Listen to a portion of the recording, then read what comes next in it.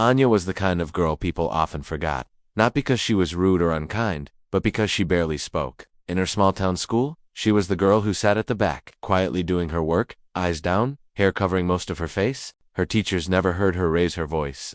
Her classmates called her names like ghost, mute, or statue, because she never reacted. No one knew what her voice sounded like, not even her teachers. She simply existed in the corners of rooms, like background furniture, always present but unnoticed. But inside, Anya was anything but silent. Every night, when her father fell asleep, and the house turned dark, Anya sat by the small window in her room, held a pillow close to her chest, and sang softly. Her voice never rose above a whisper. She didn't want anyone to hear. She wasn't allowed. Singing in her house was not just discouraged, was banned. Her father believed music was a waste of time. He had once told her that music destroyed her mother. But Anya remembered her mother differently. Before she passed away, her mother used to sing her lullabies that felt like magic. Anya remembered the warmth of those songs, the peace they brought. When her mother died, so did the music in their home, but not in Anya's heart. At school, everything changed the day she forgot she wasn't alone. It was lunch break. Everyone was outside, and Anya sat in the empty classroom, her eyes closed, softly humming one of her mother's old songs. She thought she was alone, but she wasn't. Ria, the most curious girl in school, had forgotten her water bottle and walked back in just as Anya was singing. Ria didn't say anything. She just pulled out her phone and recorded for a few seconds. Then she quietly walked out. The next morning, Anya walked into school like always, quiet, eyes down. But this time, something felt different.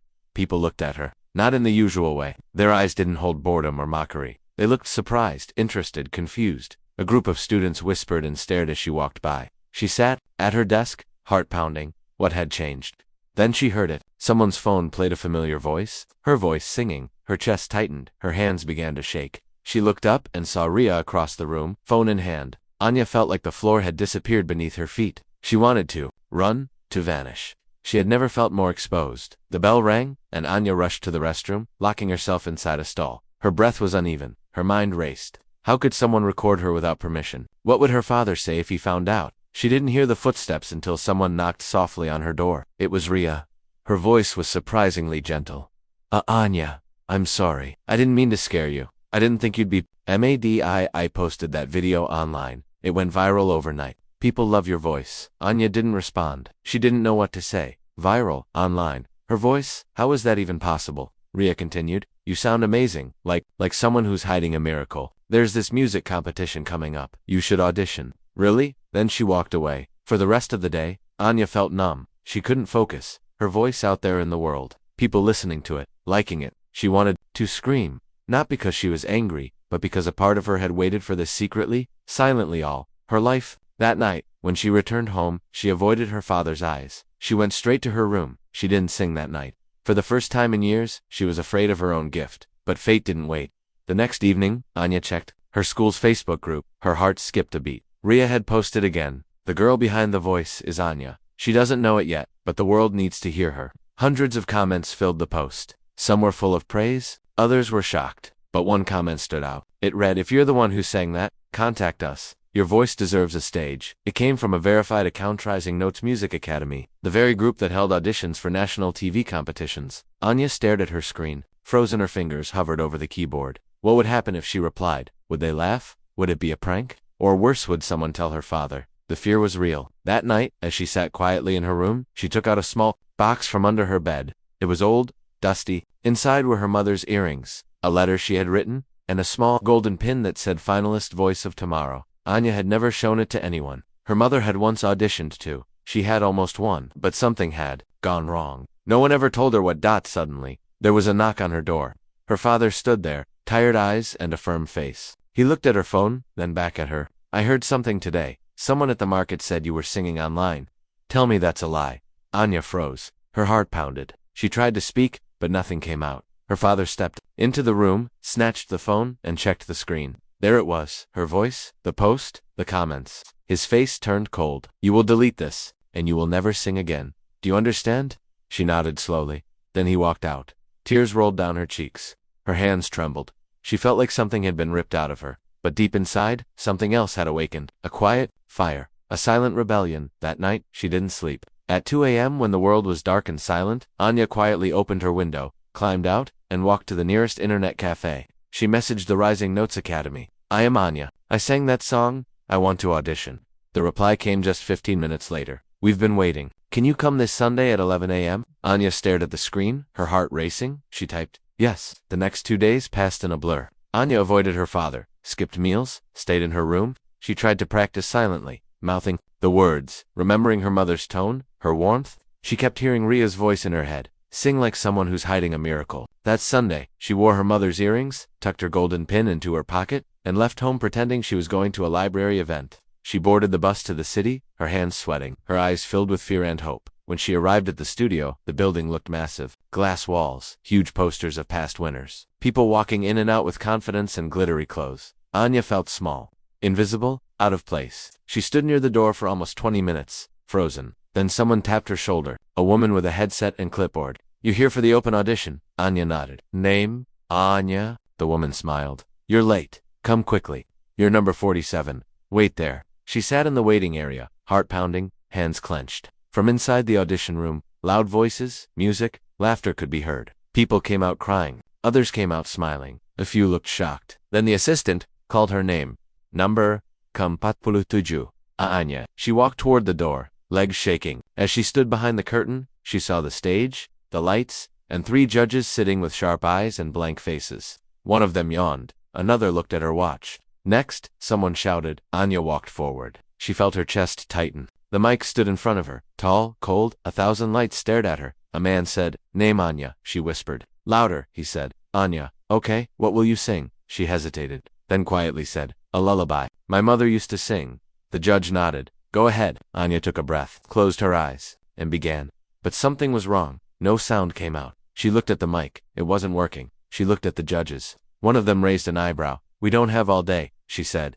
Anya's mouth felt dry. Her legs wanted to run. But then she remembered what her grandmother once told her. When everything goes silent, let your soul make the noise. So she took a deep breath and began to sing without the mic. Her voice, raw and uncertain, broke through the stillness of the room. At first, the judges looked confused. Then something changed. The one who yawned leaned forward. The one checking her watch stopped. Her voice was small but honest. There was no music, no instruments, just her heart, wide open. The assistant, behind the camera, forgot to hit stop. The room fell silent, not because they couldn't hear, but because they didn't want to miss a single note. Anya finished the final line and looked down. She expected silence, maybe laughter, but none came. The main judge leaned back in her chair, blinked, and said softly, Who taught you to sing like that? Anya looked up and whispered, My mother. The judges didn't speak for a while. Then one of them smiled. We'll be in touch. Anya nodded, turned, and walked off stage. She didn't know what that meant. Would they call? Would they forget? As she stepped outside, her phone buzzed. It was a message. One sentence. You just woke up the world. And with that, her story had truly begun. Anya didn't go straight home after the audition. She got off the bus a few stops early and walked slowly through the back roads of her town. Her phone was still in her hand, the message on the screen glowing softly. You just woke up the world. She didn't know who sent it. It came from a private number, but the words echoed inside her like a secret melody. Her heart felt full, confused, scared, and hopeful all at once. She replayed the moment again and again in her mind. The lights, the silence, the way the judges had stared at her, the feeling of singing without a mic, her voice naked, alone, but strong. It felt like something had cracked open inside her, like a door that had been shut for years had finally opened. When she reached home, her father was watching TV. He didn't even look at her. She walked past him silently and went to her room. She locked the door, turned off the lights, and sat by the window. That night, she didn't sing, she didn't cry either. She just stared out into the darkness, wondering what would happen next. The next morning, everything felt normal, and that scared her. She went to school like always. The streets looked the same. The sky was cloudy. People passed by without noticing her. But inside her bag was a folded slip from the music academy. Thank you for auditioning. Finalists will be announced this week. As she walked into school, she noticed Ria standing by the notice board, surrounded by students. Ria saw her and waved. Anya looked away. She didn't feel ready to face her, not yet. Not until she knew what would happen. At lunch, Anya sat alone near the back staircase. She pulled out her phone, checked for messages, and refreshed the Music Academy's website at least 10 times. Nothing. Still no news. She felt her stomach twist. For the first time, she wanted something so badly it hurt. She wanted a chance. Just one. When school ended, Ria caught up with her near the gate. Hey, can I walk with you? Anya didn't answer, but she didn't say no either. They walked in silence for a while. Then Ria said, You were incredible, you know. That performance, it made me cry. Even the judges looked shaken. You've got something special. Anya looked at her and said quietly, I don't think I'll get in. I wasn't good enough. Rhea stopped walking. Are you serious? You were real. Not fake, not polished, but real. That's rare. Anya gave a small smile. What if they don't want real? Rhea shrugged. Then they're blind. They walked the rest of the way quietly, but something inside Anya softened. That night, as she lay in bed, she finally allowed herself to imagine what it would be like to be chosen, to walk on a stage and sing her heart out, to see her father in the crowd, not angry, but proud, to hold a mic in her hand and sing without fear. The thought made her smile, even as her eyes filled with tears. The next morning, it happened. While she was brushing her teeth, her phone buzzed 3 times in a row. Her hands shook as she wiped them quickly and picked up the phone. 3 unread messages. 1 from the academy, 1 from Rhea, and 1 from an unknown number. She opened the academy message first. Her eyes scanned the words quickly. Dear Anya, congratulations. You've been selected as one of the 20 finalists for the Rising Notes Youth Competition. Your next round will be filmed for television. Please report to the city studio this Friday at 9 a.m. Anya couldn't breathe. She read it again and again. Her name was on that list. She had made it. Her hands flew to her mouth. As a gasp escaped her lips, her knees felt weak. She sank to the floor, holding the phone close to her chest. She made it. She was in. The second message was from Rhea. Check your email now. You're going to be famous. The third message was simple, but chilling. Don't forget who you are. Fame changes people. No name, no signature. Just that sentence. Anya stared at it for a long time. Who would send something like that? Was it a warning? A threat? She didn't know, but she quickly deleted it. She didn't want anything to ruin this moment. That day in school, Anya couldn't concentrate. Her body was present, but her mind was flying somewhere else. Rhea gave her a tight hug in the hallway. Other students started looking at her differently. Not like she was invisible anymore, not like she was a shadow. Now, they looked with curiosity, even a little admiration. A few smiled. One even clapped. Anya had never felt this before. Attention, respect. It felt good, but scary. After school, she rushed home, hoping to find her father asleep. But he wasn't. He was fixing the light in the kitchen. She tried to walk past quietly, but he saw the expression on her face. What happened? He asked. Anya froze. Should she tell him? Would he get angry again? She stood still for a moment, then slowly turned around. I got selected, she said quietly. He didn't respond. He kept tightening the screw on the light. For what? He asked. The music competition. The one you told me not to do. They chose me. He didn't look at her, just said, cancel it. Anya's heart sank. I can't. I won't. He turned slowly, his eyes dark. I told you, music destroys. It broke your mother. Anya stepped forward. It didn't break her. It gave her life. She loved it, and so do I. His voice rose. She died chasing a dream that never came true. Anya whispered, maybe she died because no one believed in her. Silence filled the room. Her father looked at her for a long moment. Then he walked past her and left the house. Anya stood there, shaking. She had never spoken to him like that before, but she wasn't sorry. She felt something strong inside her, courage. The next few days moved fast. The academy sent her forms, schedules, and a song list. She had to choose one song for the first televised performance. Anya chose her mother's lullaby, the one she had only sung once before, the one that wasn't finished, the one that still made her cry. She spent hours each night practicing quietly. She watched videos online. She studied breathing, posture, stage presence. Rhea helped her with makeup, tips, and confidence tricks. The day before the event, she packed her small bag, with only a few clothes and her mother's golden finalist pin. She didn't say goodbye to her father. He didn't ask where she was going. That night, she slept with her shoes on. Just before sunrise, she slipped out the door and headed to the bus station. The ride was long. She kept looking out the window, whispering the lyrics to herself. When she reached the city, the studio was already buzzing with activity. Bright lights, huge banners, cameras on wheels. People with clipboards ran around calling names. Contestants stood in corners rehearsing. Some had instruments, others had stylists, and family cheering them on. Anya walked in alone. She showed her ID and was given a contestant badge. Anya, finalist number 12. She sat in the waiting room, heart racing, hands cold. Suddenly, she heard a voice she recognized. One of the judges, Modhujina, was talking loudly nearby. I want something raw, something honest, not just technical perfection. I want to feel something this time. Her voice was sharp, commanding. Anya looked up and saw her. Tall, dressed in black, eyes like knives. She had been a singer once too, long ago. Rumors said she was the one who defeated Enya's mother in the finals. That made Enya's chest tighten. Would she remember? Would she recognize the song? Contestants were called one by one. Anya waited. She kept breathing slowly, whispering lyrics. When her number was finally called, her legs felt like stone.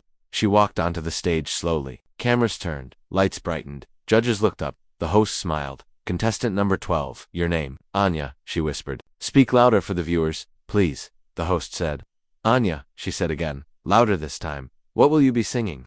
A lullaby, written by my mother. It's unfinished. The judges raised their eyebrows. One leaned forward. Go ahead. The music started softly. Anya closed her eyes and began. Her voice trembled at first, but then it grew stronger, clearer. The melody was gentle, haunting. The lyrics spoke of stars, dreams, loss, and light. She reached the part where her mother had left it incomplete, and Anya added her own words, words she had written the night before. They flowed from her soul, like they had been waiting all along. When she finished, there was silence. A long, heavy silence. Then, applause. But not from everyone. One judge stood up. Mahujun. She stared at Anya, expression unreadable. Then she walked out of the room without saying a word. The host, Looked. Shocked, the other two judges clapped. One said, that was brave. Another said, you just gave that song an ending no one expected. Anya stepped off the stage, confused. Did she mess up? Was it too personal? Why did Modu leave? As she sat backstage, a man came up to her with a sealed envelope. This is for you, he said. She opened it slowly. Inside was a photo of her mother standing beside a young Madhujan smiling, arms around each other holding microphones. On the back, a note was written in delicate handwriting. I knew your mother. She didn't fail, she sacrificed. And now it's your turn. Don't let fear win. Enya's hands trembled. She looked up but the man was gone. Her eyes searched the room, but no one looked familiar. She held the photo close to her chest, her mind spinning. Just then, her phone buzzed again. One message. Same unknown number. The stage is yours now. But will you carry her truth or your fear? Anya stared at the screen, heart pounding. She didn't know who was sending these messages. But one thing was certain. This story wasn't just about music anymore. It was about history, about legacy, about truth that had been buried for too long. And now, it was up to her to bring it into the light. The moment Anya held the old photograph in her hand, something deep inside her shifted. Her fingers trembled slightly as she traced the faded image of her mother standing beside a much younger Madhujun. Both women were smiling, radiant eyes, full of promise. But it wasn't just the photo that shook Anya, it was the message on the back, the words that said her mother hadn't failed, that she had sacrificed. Anya kept looking around, trying to find the man who had given it to her, but the hallway backstage was already busy with crew, lights, and upcoming contestants. He was nowhere. It was like he had vanished. She placed the photograph carefully into her bag and sat down on the bench, suddenly feeling like she was at the center of something much bigger than just a singing competition. Her heart pounded in her chest. She had so many questions. What had her mother sacrificed? What really happened all those years ago? And why had Mahujun walked out during her song? It couldn't have just been coincidence. That song, unfinished, raw, personal, had clearly struck something deep. As she sat thinking, Ria called. Anya answered with a whisper. Did you watch it? Ria laughed through the phone. Watch it. Everyone's watching it. You were amazing. People are losing their minds. Even my uncle, who never listens to music, asked about you. You've gone viral again. Anya? Again. Anya smiled faintly, but her voice remained low. One of the judges walked out. Madhu. Ria paused. What? Why? Anya explained everything. The photo? The message? The man who disappeared. Ria went quiet. Anya, do you think she knew your mother?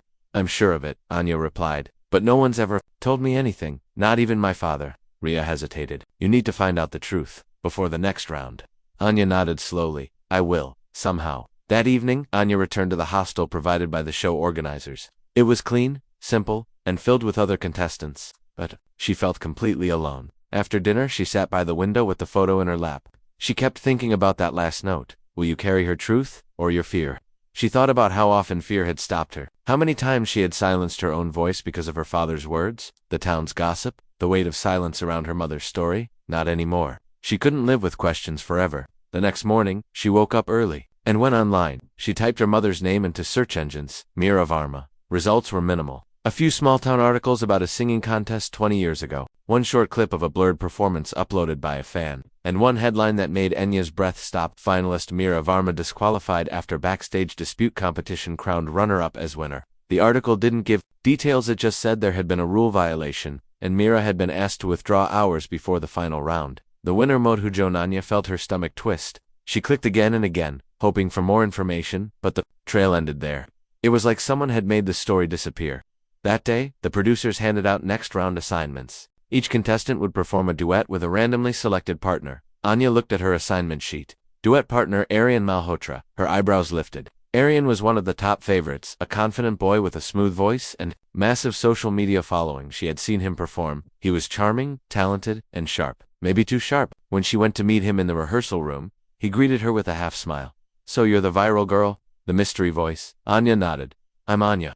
He leaned against the piano and crossed his arms. I've seen your video. You've got emotion, but your technique is, let's just say, untrained. His words weren't cruel, but they stung. She replied softly, I know, I'm learning. Arian smirked. Well, you better learn fast. This round is a big deal. If we mess up, we both go home. No pressure. Then he handed her a sheet with the song they had to perform, a famous Bollywood classic with complicated harmonies. Anya felt overwhelmed just looking at the notes. The next 3 days were difficult. Arian was a perfectionist. He stopped her constantly, corrected her breathing, made her repeat lines over and over. Sometimes, he looked frustrated. Other times, he looked amused. Anya felt like she was constantly trying to catch up, trying not to disappoint him. But every night, after practice, she would go back to her room and rehearse alone until her throat hurt. She recorded herself, watched tutorials, pushed herself beyond anything she had done before. Slowly, painfully, she improved. On the 4th day, Arian walked in, sat down, and said, You're not bad anymore. Anya raised an eyebrow. Thanks, I think. He chuckled. I mean it. You've got grit. Most people cry when I'm hard on them. I almost did, she admitted. He nodded, but you didn't.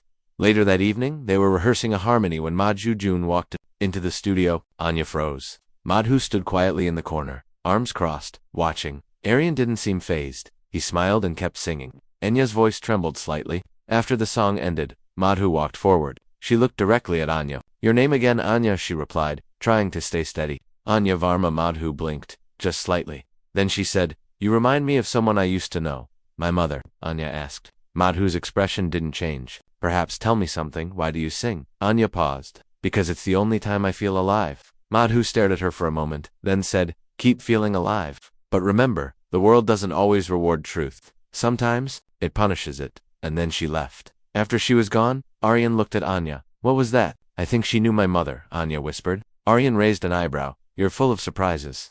That night, Anya couldn't sleep. Her head was full of questions. What did Madhu mean? Why was she warning her? The next morning, Anya went to the records department of the academy. She asked if they had archives from past competitions. The clerk looked bored. Most files before 2005 were destroyed in a flood. Anya's heart sank. Nothing from the year Meera Varma competed. The clerk scratched his head. Only one tape, I think. Some damaged footage? He disappeared into a back room. 10 minutes later, he returned with a dusty file and an old USB drive. It's not much. You can check in the viewing room. Anya plugged it into the monitor. The video was grainy, but clear enough. There she was, her mother. Young, beautiful, glowing, singing with passion. In the background, Madhu June stood watching. But then the screen glitched. The next scene showed an announcement. Due to unexpected circumstances, Meera Varma will not be performing in the final round. No reason, no explanation. The camera panned to Madhu, now performing the winning song. The video ended. Anya sat still, her chest tight. Something had happened that night, something big. She turned to leave, but the clerk stopped her. Wait, this was stuck inside the file. He handed her a torn piece of paper. It was part of a handwritten letter. The words were faded, but one line stood out. They warned me not to sing the truth, but I couldn't lie. If this is the price, I accept it. Anya left the room, shaken. Her mother had tried to tell the truth. About what and who had silenced her that night. Before the duet round, Anya stood backstage, waiting for her turn with Arian. He looked at her. You okay? She nodded, just carrying something heavy. He tilted his head. Want to put it into the song? She smiled. I already did. When their names were called, they walked onto the stage. Lights flashed, cameras turned. The crowd clapped. The music began. Arian started the first verse smooth controlled. Then Anya took over. Her voice was softer, but full of soul. When they reached the final chorus, their voices blended in perfect harmony. The crowd was silent. Then suddenly, a standing ovation. All 3 judges clapped. Even Madhu, but just as they bowed, a man from the crew rushed onto stage and whispered something to the host. The host's smile faded. He turned to the audience. We've just received news that may affect tonight's results. Contestant Anya Varma, please remain on stage. We need to speak with you privately. The lights dimmed. The cameras cut. The episode went to break. And Anya stood there, frozen, heart pounding, as the entire studio watched in confusion. Whatever was coming next, it was no longer just about music. It was about uncovering a secret buried for years. A truth her mother once tried to sing and was silenced for now. It was Anya's turn to decide. Would she stay silent too? Or finally, sing it out loud? She sat in the back corner of the rehearsal room, her notebook pressed tightly against her chest. Ava had come a long way from her first audition, and people had started to notice. Some whispered about her talent. Others looked at her with envy. But Ava stayed quiet, always watching, always listening. She didn't belong here. That's what her mind still told her every time she stood near the others. They were trained, confident, and rich in experience. She was just a girl who sang to survive, who ran from her past, who hoped her voice could somehow rewrite the pain written into her life. Mr. Hampton entered the room with his clipboard, calling out names for solo trials. Ava felt her hands tremble. This was not the real stage, but it was close enough. She wasn't afraid of singing. She was afraid of failing again, of seeing someone shake their head like her father once did, of hearing laughter. After she left the room, she had heard it before, but something had changed inside her. In the last few days, ever since that moment on stage that surprised everyone including herself, she had felt something rise inside her. It wasn't confidence, it was need. She needed to prove something, not just to the judges or the crowd, but to herself. When her name was called, Ava stood up. Her feet felt like stone. Her knees wanted to collapse. But she walked. She stood in the center of the room, looked straight ahead, and for a moment, forgot the song she had practiced. Panic crawled up her spine. She closed her eyes, blocking out the world. A hum escaped her lips. Then came the words, not the ones from her rehearsed song, but something raw, something unplanned. The room fell silent. Even Mr. Hampton stopped writing. The lyrics came from memory, from the old cassette her mother used to play in their broken kitchen. It was a song about light in the darkness, about storms and shelter. It wasn't perfect. Her voice cracked. Her hands shook. But it was real. When she finished, no one clapped. No one moved. She thought she failed again. She turned, heart sinking, ready to walk out. But Mr. Hampton said, "Ava, wait." She froze. "Did you write that?" he asked. She turned slowly, her eyes wide. "No, sir," she said softly. "It was my mother's favorite song." He nodded, as if something made sense now. "It was imperfect, but honest. Remember that. You don't have to be polished. You have to be present." Ava didn't understand his full meaning, but she felt seen. For the first time in a long while, she felt like her voice reached someone. After the rehearsal, 2 other contestants approached her. One asked where she learned to sing like that.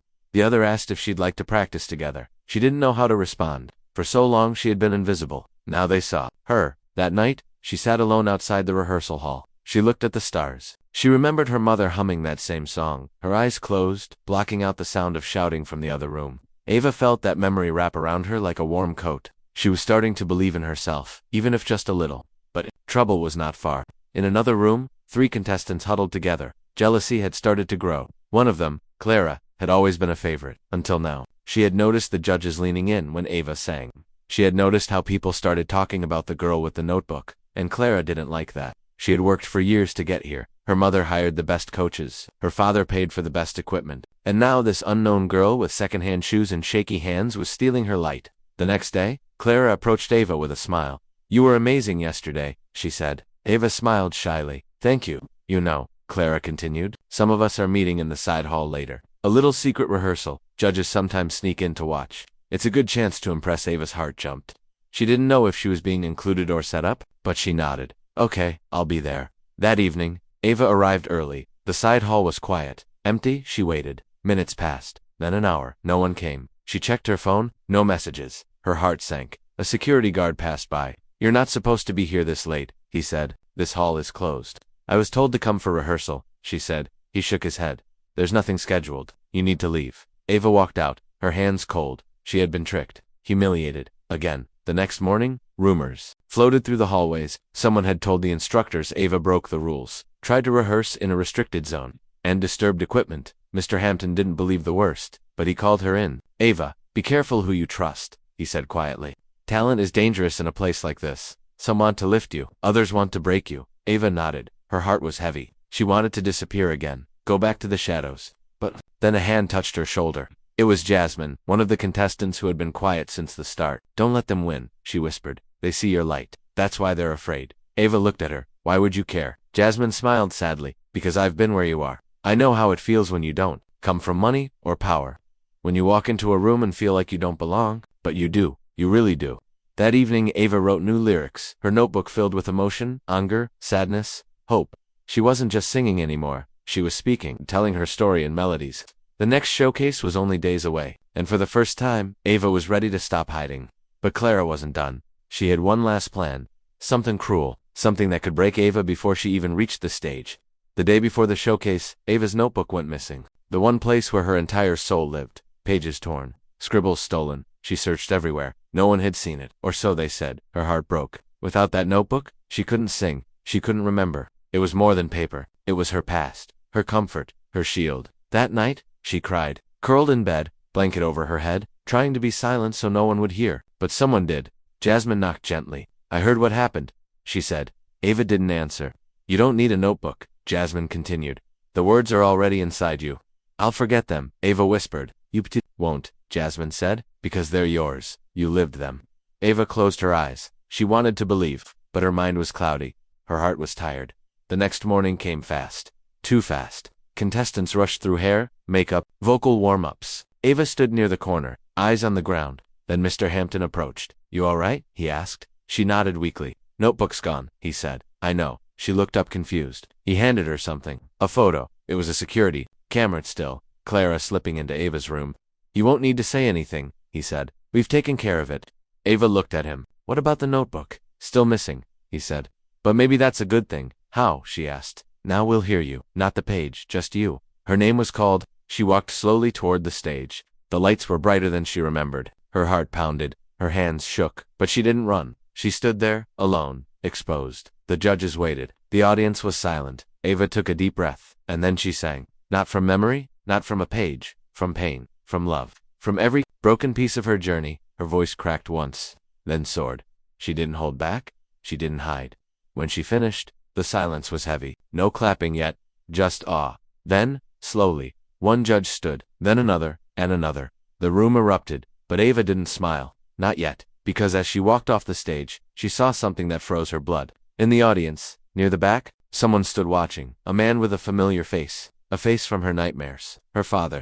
Erilyn stood backstage, her hands trembling not from fear, but from a strange sense of emptiness. The crowd outside was louder than ever before, yet everything inside her felt quiet. It had been a week since the last performance, and the news about her mother's illness had broken something inside her. Her voice coach had noticed, the producers had noticed, even the crew gave her space like she might shatter if touched too hard. But what they didn't know was that she had already shattered, she just hadn't shown them the broken pieces. She stared at the stage curtain as if it were a barrier between two worlds. The one where she still had hope, and the one where she had to survive without it. The voice in her head told her she couldn't do it, that she'd fall apart in front of everyone, that the judges would see weakness instead of talent, that the audience would forget her after tonight. But then she heard Ito whisper from her past, her mother's voice saying, sing from the place where no one can touch you, that's where your soul lives. She closed her eyes and breathed deeply.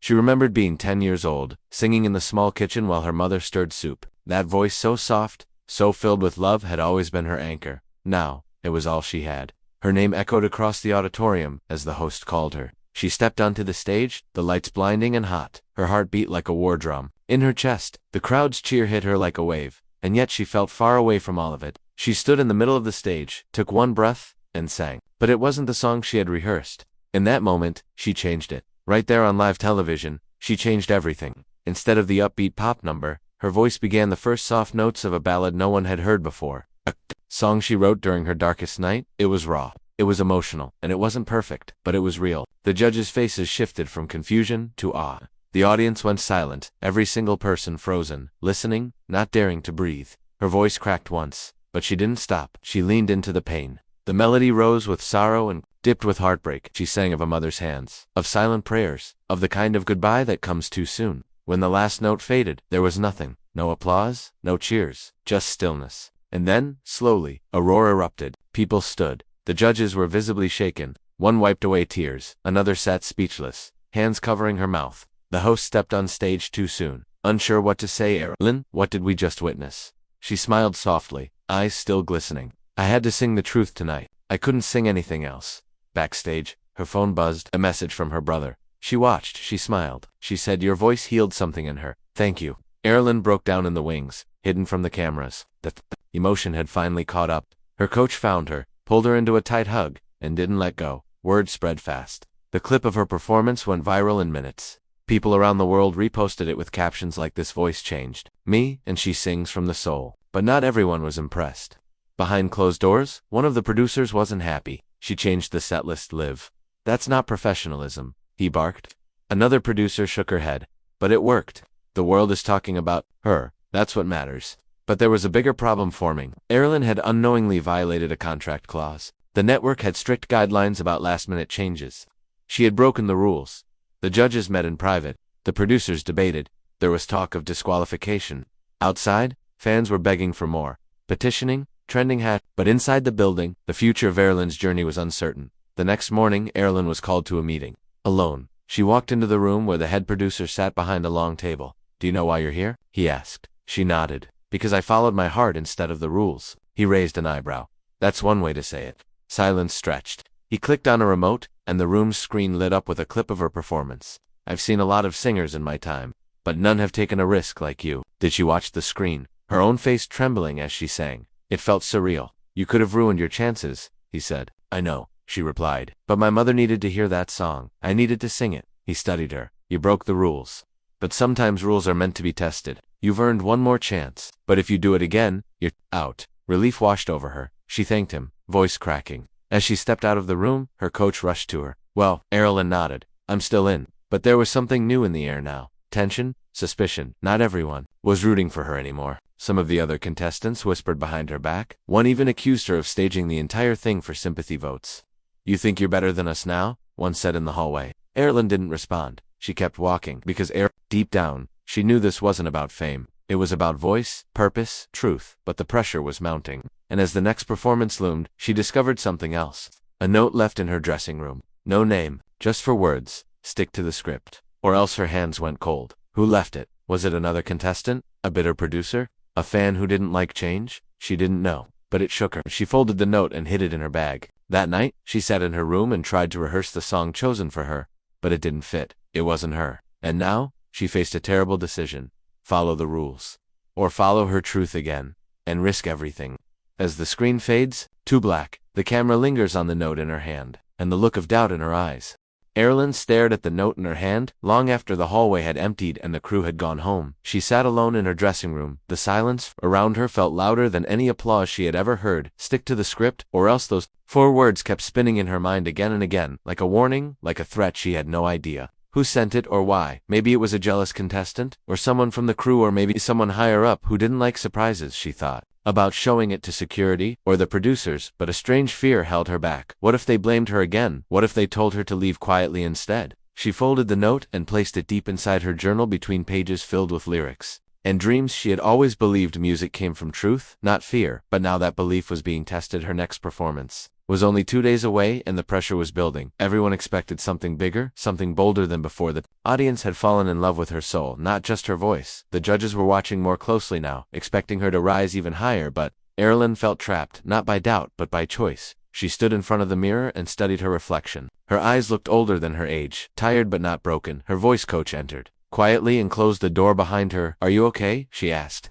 Erilyn nodded, but the coach wasn't convinced. She noticed the silence, the hesitation. "You don't look okay." Erilyn hesitated, then reached for the note and handed it over. The coach read it and frowned. "Who gave you this?" She shook her head. "I don't know." The coach exhaled slowly. "This show is changing you, and not just because of the fame. I just want to sing from my heart," Erilyn whispered. "But now, I'm scared." The coach sat beside her. "You have something they can't control, a story. That's yours alone, and that scares people. People who want everything to stay safe, predictable. You're not safe, Erilyn. You're real, and that makes you powerful, but it also makes you a threat." Erilyn stared at the wall, feeling the weight of those words. The coach leaned in. "Sing the truth again, if you have to, and let them try to stop you, but be ready. There will be consequences." Erilyn nodded, her throat tight. The next morning, rehearsals began. Everyone was stiff around her, polite but distant to contestants who used to chat with her during breaks. Now avoided eye contact. One of them, Madison, gave her a tight smile that didn't reach her eyes. Another, Riley, bumped into her backstage and muttered, "Watch it," under his breath. Erilyn kept her head down and focused on the song the producers had chosen for her, a flashy number full of dance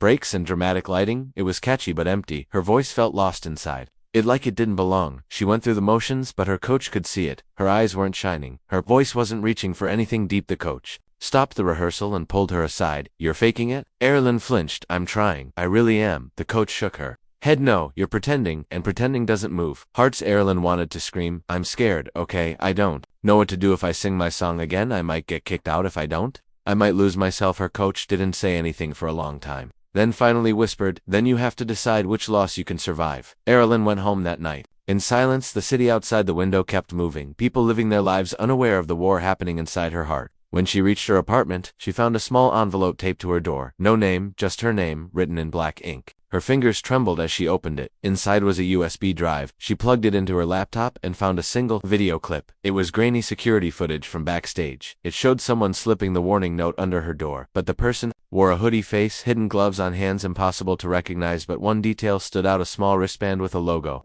The same logo worn by the assistant producer Kevin. Her stomach dropped. Kevin had always been polite, even kind. He brought her tea once before a rehearsal. He had complimented her performance after the viral moment, but now this. What did it mean? Was he working alone, or was someone using him? Erilyn saved the video but didn't send it to anyone yet. She needed time to think. The next morning, she arrived at the studio. Early, too early. No one else was there, yet she stood in the empty performance hall, the stage silent, the lights cold. She walked to the center and began to hum softly, then sing the new song she had written the night before. It wasn't perfect, but it was hers, raw and uncertain and honest. She didn't realize someone was watching from the shadows. The head judge, Mr. Reeves, stepped into the light slowly, his face unreadable. Erilyn froze. "I'm sorry, I was just rehearsing early." He raised a hand. "Don't apologize. I heard enough to know it's better than what they gave you." She blinked, surprised. "Then why won't they let me sing it?" He sighed. "The network wants ratings, not risk. Your voice is a gift, but your choices make them nervous. They think you're too emotional, too unpredictable." She clenched her fists. "Is that a crime?" Mr. Reeve looked at her for a long time, then said, "Not to me. It isn't. Listen, if you sing that on live TV, they may cut your camera feed, they may try to silence it, but if you believe in it enough, then let them try and fail." His words lit something in her, something fierce, something brave. The day of the performance arrived, the air thick with expectation. Erilyn walked through the backstage area like a soldier going to war.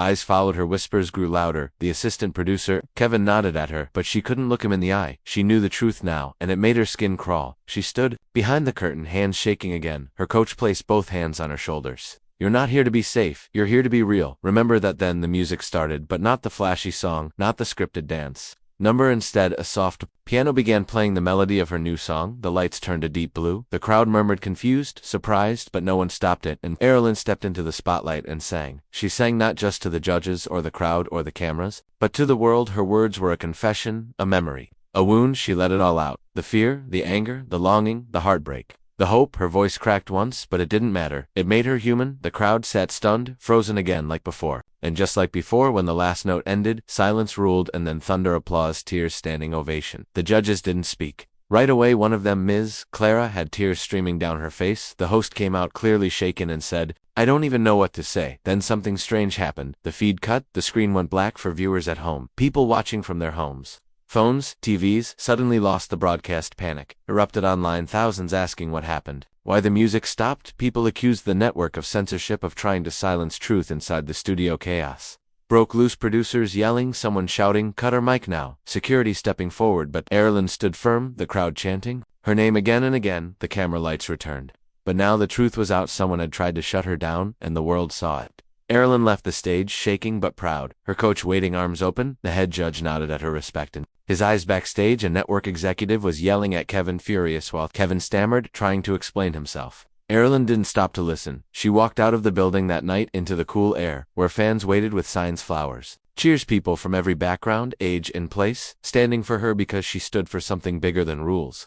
She stood for honesty, but even then, deep in her gut, she knew this wasn't over. There would be meetings, investigations, more pressure, and maybe even worse. She had survived tonight, but the real storm was still coming, and as she got into the car and drove away, her phone buzzed again, this time with a new message, unknown number 3, words, "Next time fall."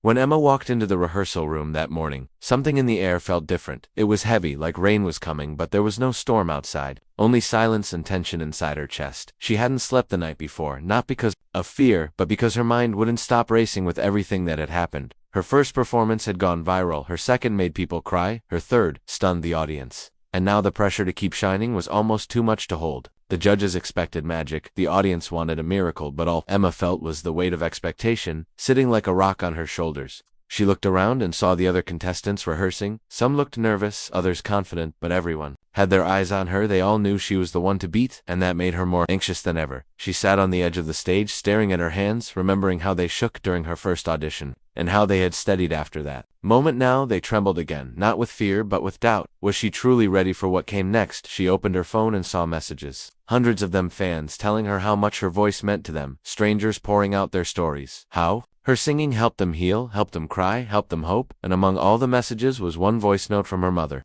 Emma hesitated, her thumb hovered over the play button. She hadn't spoken to her mom since the incident, the one that broke them apart all those years ago, but something pulled her to press play, and she did.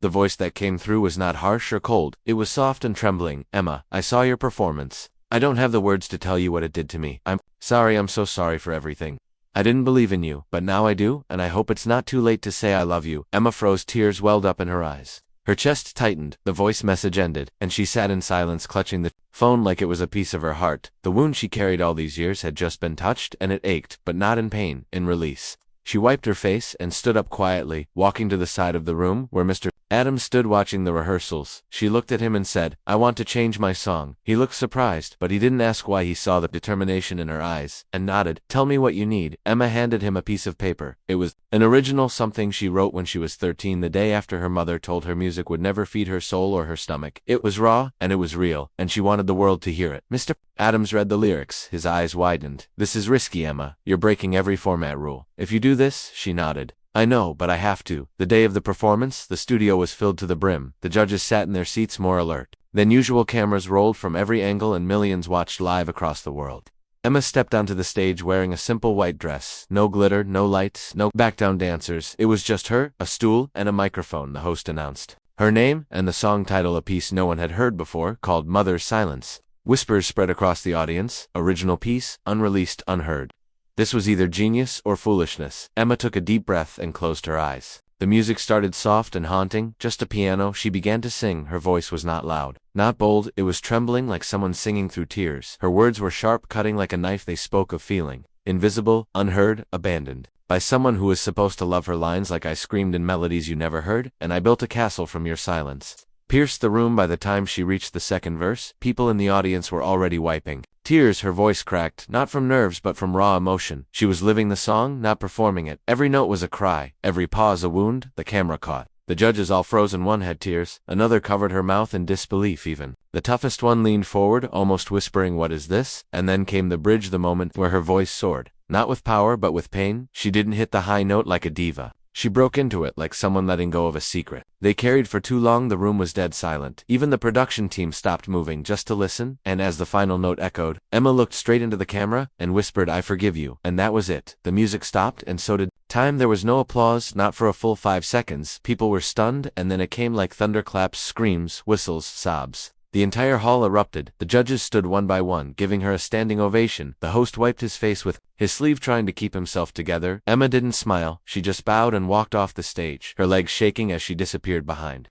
the curtain. Backstage, people hugged her. Makeup artists, assistants, even other contestants. Everyone felt that the song had ripped something open and then healed it. To Mr. Adams walked up to her. He didn't say a word, just hugged her tight and whispered, "Your story is the song." Emma pulled out her phone, opened her mother's contact, and hit call. It rang once, twice, 3 times, then it connected. There was silence, and then her mother's voice came through. "Emma, is that really you?" Emma could barely speak. "Yes, Mom, it's me." There was another pause, and her mother said, "I heard it. I heard everything. I'm so proud of you." They didn't say much more, but they didn't. Emma sat in a corner backstage, her head leaning against the wall, as the other contestants went out one by one. But something strange happened. No one was talking about the other performances. Social media exploded with just one name, Emma. Her song trended globally. Musicians reacted, therapists shared clips, saying how healing it was. News anchors cried while playing the footage, and fans flooded the comments, saying they had never heard anything so personal, so real. One tweet said, "She didn't just sing, she showed us her soul." That night, Emma sat in her hotel room staring out the window, the city lights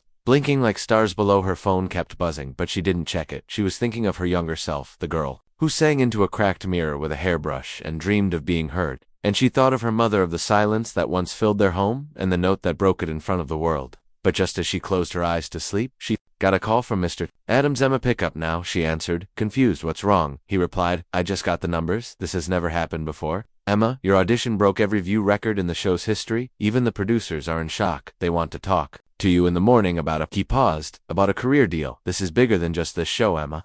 This might change your life." And just as she tried to process those words, there was a knock on her hotel room door. She opened it and froze, standing. There was not a producer, not a fan, not even a reporter. It was her mother holding a bouquet of white roses, and with teary eyes, she said, "I didn't just hear your song tonight, I finally heard you." Emma stood still, her heart pounding, and she whispered, "Mom," and then the screen fades to black. Emma stood in the doorway, frozen, like the world had stopped turning for a second. Her mother looked older than she remembered, not just in age, but in panin. All the years they didn't speak, in all the nights they cried in separate rooms, without the other knowing. The white roses shook in her mother's hands, as if they too weren't sure how to behave in this moment. Emma didn't move. She just stared. For a long second, it felt like she couldn't breathe. Then, like something finally gave way inside her, She stepped forward and wrapped her arms around her mother. No words, no explanations, just a hug that felt like it was 10 years late. Her mother whispered through tears, "I'm sorry. I was wrong. I didn't see you. I didn't listen." Emma pulled back, her own voice shaky. "I don't need perfect, Mom. I just needed you." They sat together in the hotel room for hours. No reporters, no cameras, just mother and daughter. Her mom told her things she had never said before, that after Emma left home, she used to stand outside her bedroom just to remember the sound of her singing, that she watched her first audition in secret and cried the entire time. Emma shared her fears too, how every performance felt like a scream from the child inside her, how she was scared of success because she didn't know if she deserved it. And then her mother said something that hit Emma like a new wave. "You don't just deserve this, Emma. You are this. This isn't luck. This is who you were always meant to be." Morning light started to slip through the curtains as the city outside slowly woke up. Emma hadn't slept at all, but she felt lighter than she had in years. Her phone buzzed. Mr. Adams had texted, "Producers want to meet. Big opportunity. 9 a.m. Be ready." Her mom looked at her. "Do you want me to come?" Emma smiled. "No. I think I need to walk in alone, but I want you there after." She arrived at the studio with her heart beating hard in her chest. The building looked the same, but now it felt different, like the place where her life had truly started. She entered the glass conference room where the show producers, talent scouts, and a few executives from a major label sat around the table. One of them stood up. "Emma, thank you for coming. We're not going to waste time. You've changed this season. Your performance has been watched over 120 million times in less than 36 hours. Every major label is calling us, but we want to make you an offer." Emma sat down, gripping the edge of her seat. The producer continued, "We don't just want you to win this show. We want to sign you, mentor you, and launch your career on a global scale. Full control. Your songs, your voice, no gimmicks." She stared at them. Her whole life she imagined someone saying those words, but now that they had, she couldn't speak. One of the executives slid a folder toward her. "There's a catch," he said. "It's not bad, but it's important." Emma opened the folder. Inside was a schedule, world tour dates, interviews, studio sessions, branding, albums, TV appearances, and at the bottom, one line, "Contract valid only if Emma wins the finale." She looked up. "So if I lose?" The room fell silent. The man in the suit said, "We believe you're going to win. But yes, everything depends on it. The show owns your rights until the season ends. After that, if you're not the winner, you walk away with nothing." Her throat went dry.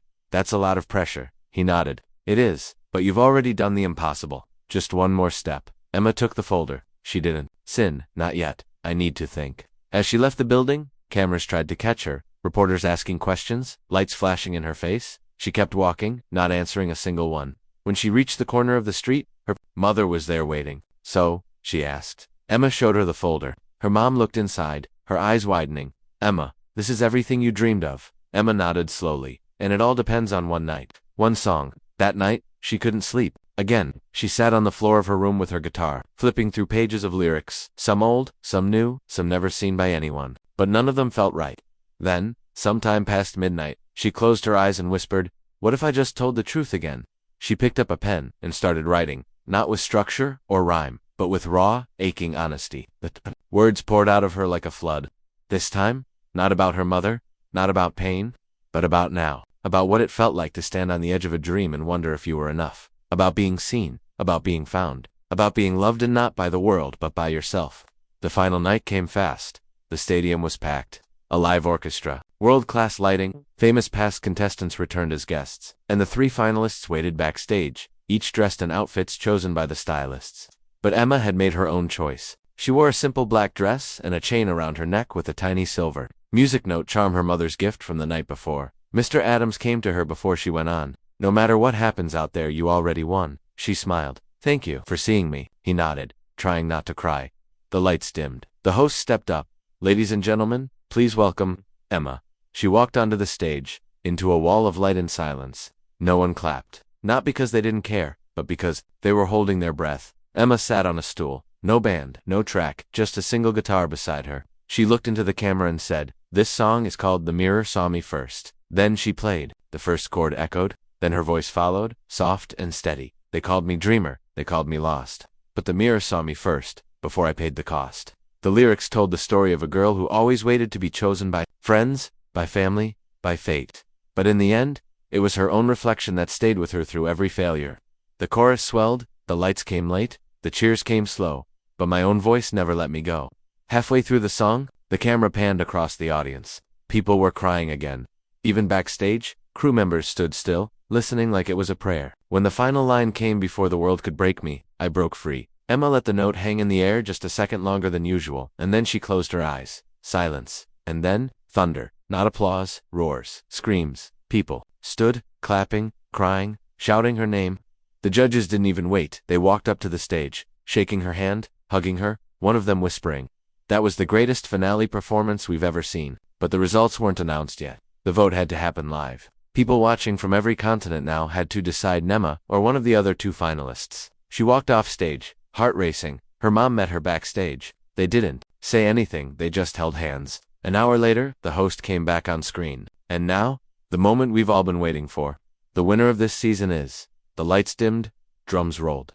Emma's heart pounded like it would explode, and then he said it. Emma. She froze. The room erupted.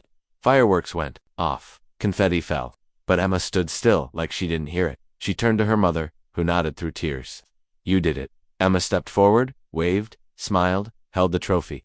Cameras flashed. Reporters shouted. Fans cheered. But in her head, only one voice played, the one she heard in the mirror every night when she almost gave up. The one that said, "You were always enough." And just as the lights dimmed for the closing credits, a man in a black coat standing at the back of the crowd pulled out his phone. He dialed the number. "Yes," he said, "I found her. She's the one we've been waiting for. But she has no idea what's coming next." Fade to black. The auditorium was filled with nervous silence as Alina stood behind the thick curtains, her heart racing like a storm in her chest. This wasn't just another performance for her. It wasn't just a semi-final round. This was the day she had dreamed of since she was a little girl, singing into a hairbrush in her tiny bedroom. But what made this moment heavier than ever was the letter she had received that morning. It was from her father. The same father who had walked out on her and her mother when Alina was just 7. The same man who never wrote, never called, never once stood in the audience at any of her small performances. But today, of all days, he had written. The letter was simple, written in neat blue ink.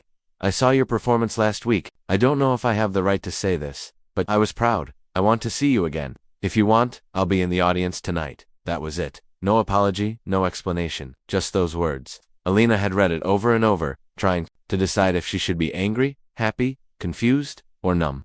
She hadn't told anyone, not even Maria. She didn't want anyone to see the storm inside her, not before this performance. The announcer called her name, and the crowd clapped, expecting another magical performance from the girl who'd become the favorite underdog. But as she walked onto the stage, her eyes searched the crowd, not for the lights, not for the judges, but for a face she hadn't seen in years. Then, she saw him. Older, grayer, sitting in the second row. He didn't wave. He didn't smile. He just looked at her, eyes full of something she didn't understand. Maybe regret, maybe love, maybe both. The music began, but Alina froze. The crowd was waiting. The judges were waiting. But her voice, her safe place, felt like it had vanished. Her hands trembled. 1,000 emotions were crashing inside her, and none of them were music. For the first time in weeks, she felt like the scared little girl again. One of the judges leaned forward, sensing something was wrong. A few murmurs rose in the audience. She could walk off. She could apologize and leave. But then she remembered her mother's voice. "You sing, even when your heart is breaking, because your voice is your truth."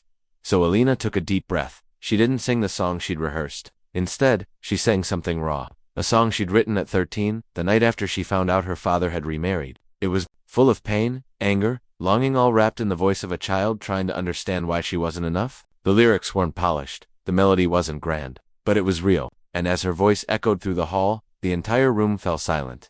The judges didn't blink. The camera zoomed in.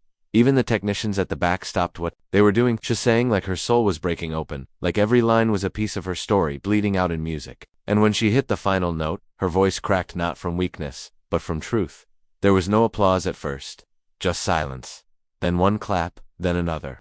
Then the entire room stood, erupting into a thunderstorm of claps and cheers.